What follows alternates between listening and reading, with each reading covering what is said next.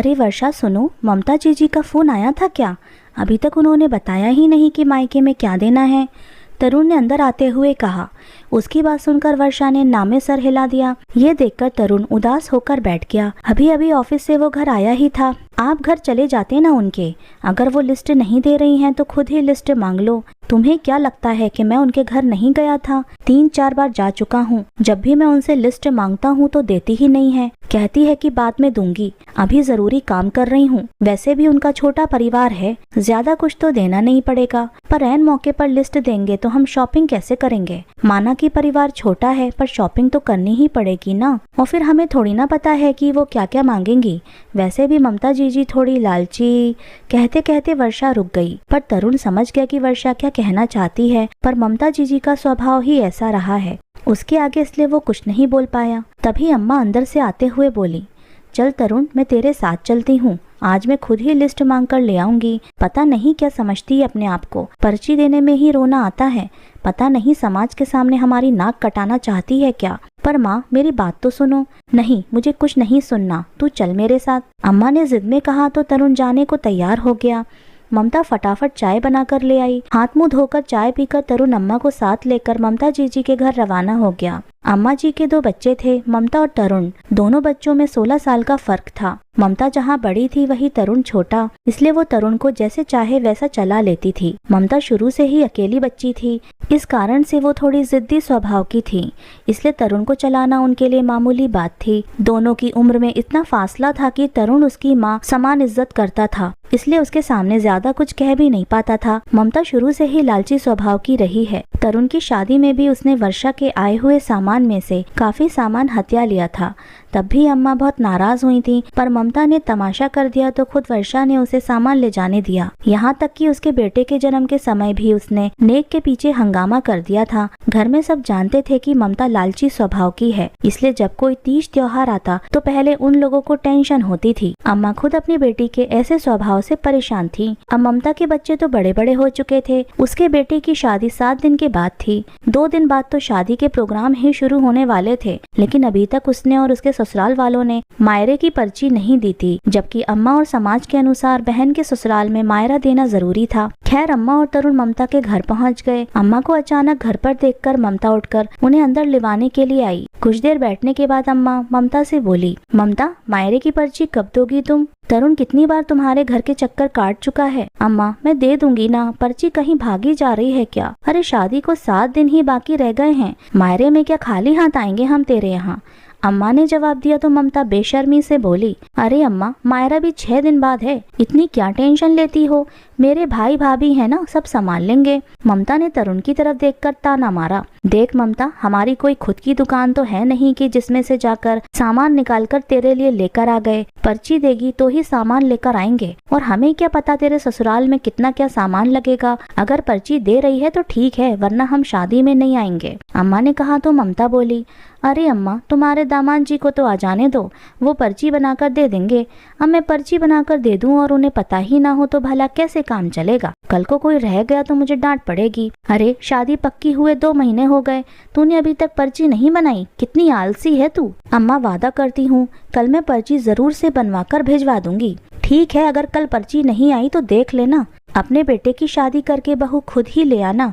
अपने मायके वालों से उम्मीद मत करना कि वो लोग आएंगे। कहकर अम्मा तरुण के साथ घर चली आईं। दूसरे दिन भी अम्मा इंतजार ही करती रह गईं, लेकिन ममता ने पर्ची नहीं भेजी। तीसरे दिन ममता खुद ही घर पर आई तो अपने साथ एक पर्ची लेकर आई थी। उसे अम्मा को देकर बोली, अम्मा, पर्ची ले आई हूँ। कल तो आना नहीं हो पाया और अब कल से प्रोग्राम शुरू होने वाले हैं तो आज ही देने आ गई हूँ। अम्मा ने पर्ची खोलकर देखी तो उसमें 50 साड़ियाँ और 50 ही पैंट शर्ट मांगे गए थे। इसके अलावा ममता का लहंगा, ओढ़नी, कंवर साहब का सूट और दोनों बच्चों के कपड़े अलग से मांगे गए थे। ऊपर से कोई सोने का गहना आरती की थाली में रखने के लिए। पर्ची देखकर अम्मा बोली, अरे ममता, तेरा इतना बड़ा परिवार तो नहीं है जितने तूने पर्ची में लिख दिए हैं। ये सुनकर ममता भड़कते हुए बोली, ये तो मैं लूंगी ही, आखिर मैं भी तो दूसरों के लेकर बैठी हूँ, तो उन्हें भी तो दिलवाना ही पड़ेगा। और मायरा इतना ही महंगा लग रहा था तो मायरे की पर्ची के लिए क्यों घूम रहे थे? अच्छा होता मायरा देना ही नहीं पड़ता आपको। अम्मा कुछ कहने को हुई तो वर्षा ने इशारे से चुप रहने के लिए कहा। ममता तो अपनी भड़ास निकाल कर वहाँ से चली गई। पीछे अम्मा ने कहा, लो देखो तुम्हारी बहन को, मैंने पहले ही कहा था कि मुंह खोलेगी ना तो पता नहीं क्या क्या बोलेगी। इससे अच्छा तो उसकी सास से ही पूछ लेते, पर तुम लोगों ने मेरी बात ही नहीं सुनी। अम्मा, अगर हम जीजी से नहीं पूछते, सीधे उनकी सास से पूछते तो जीजी बुरा मान जाती। तरुण ने कहा, उसका बुरा मानना नहीं मानना सब एक बराबर है। कभी किसी से खुश भी हुई है वो? अम्मा बोली और पर्ची वही टेबल पर रखकर कमरे में चली गईं। वर्षा ने तरुण की तरफ देखा तो तरुण ने कहा, मुझे लगता है हमें जीजी को ही बुला लेना चाहिए। अपने लिए बेस वो ही देख लेंगी, नहीं तो हमारे लाए हुए में 10 कमियां निकाल लेंगी। आपको लगता है वो शांतिपूर्वक आएंगी और अपने लिए बेस खरीद के चली जाएंगी? उम्मीद तो नहीं है, पर जीजी का कोई भरोसा भी नहीं है। हमारा दिया हुआ तो उसे कभी पसंद आता ही नहीं है, तो उसे ही बुला लो, अपना बेस खुद ही देख जाएगी और खुद ही अपनी पसंद का खरीद भी लेगी। बाकी लोगों के लिए हम लोग आज ही जाकर ले जाते हैं। वर्षा को भी तरुण की बात जच गई। तरुण और वर्षा उसी समय रवाना हुए और सारा सामान खरीद कर ले आए। सिर्फ ममता के लिए बेस नहीं खरीदा। घर आकर उन्होंने ममता को फोन लगा दिया, जी कल तो प्रोग्राम है, परसों आप आ जाना, जो आपको आपकी पसंद का बेस खरीदवा देंगे। ममता इस पर राजी हो गई। तीसरे दिन ममता का वो लोग इंतजार करने लगे, लेकिन सुबह से शाम होने को आई वो अभी तक मायके नहीं पहुंची। 3-4 बार फोन लगाने पर भी उसने यही कहा कि हाँ मैं अभी आ रही हूँ।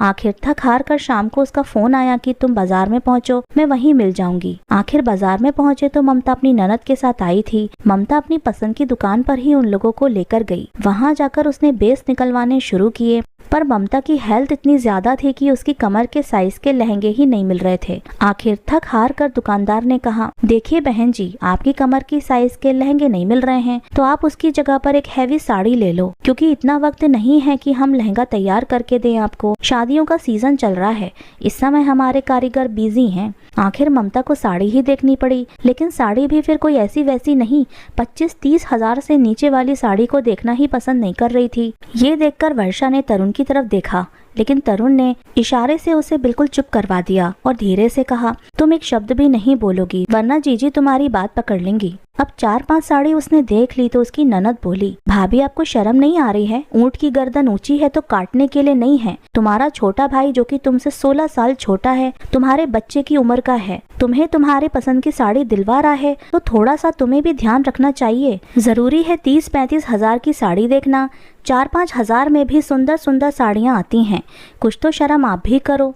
आखिर अपनी ननद की फटकार सुनकर ममता उससे नीचे साड़ियाँ देखने लगी। 8-10 साड़ियों के बाद उसने 8 हजार की साड़ी पसंद की। साड़ी के बाद उसके साथ की एसेसरीज में ही 4-5 हजार रुपए और खर्चा करवा दिए। जब खरीदारी हो गई तो ममता ने कहा, तरुण बाजार तो आए ही हैं, तो तू कोई सोने का गहना भी साथ ही साथ यहीं दिलवा दे, वो भी मैं अपनी पसंद का ही ले लूंगी। तब तरुण ने कहा, जीजी हम सोना नहीं खरीद रहे हैं, उसके बदले में हम तुम्हें नगद ही दे देंगे। अम्मा ने कहा है। लेकिन ऐसे कैसे? मैंने कहा था ना मुझे तो सोने का गहना ही चाहिए। लेकिन ममता आगे कुछ कहती उससे पहले उसकी ननद बीच में ही बोल पड़ी, लेकिन वेकिन क्या भाभी, जब आपकी अम्मा कह रही हैं तो वही बात मानो। आखिर आप अपनी अम्मा से बड़ी तो नहीं हो, और फिर मुंह खोलने से पहले सोच लो, आपकी भी एक ननद है। मैं अपने बच्चों की शादी में अगर ऐसी जिद लेकर बैठ गई तो आपका क्या होगा? ममता बहस तो करना चाहती थी, लेकिन ननद सामने खड़ी थी तो ज्यादा कुछ बोल नहीं पाई। अगर अभी वो ननद के सामने इस तरह से जिद करती तो कल को ननद के बेटे की शादी में उन्हें भी वही सब देना पड़ता, इसलिए ममता चुप रह गई।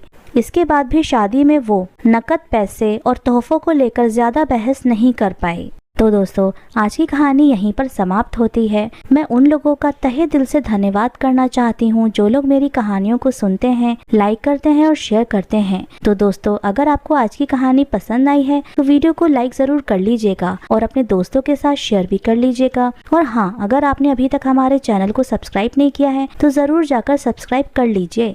मिलते हैं हम अपनी कल की एक और नई दिलचस्प कहानी के साथ। मुझ पर सदा अपना प्यार और स्नेह बनाए रखें। सभी को मेरा प्यार भरा नमस्कार दोस्तों। खुश रहें, स्वस्थ रहें, मस्त रहें।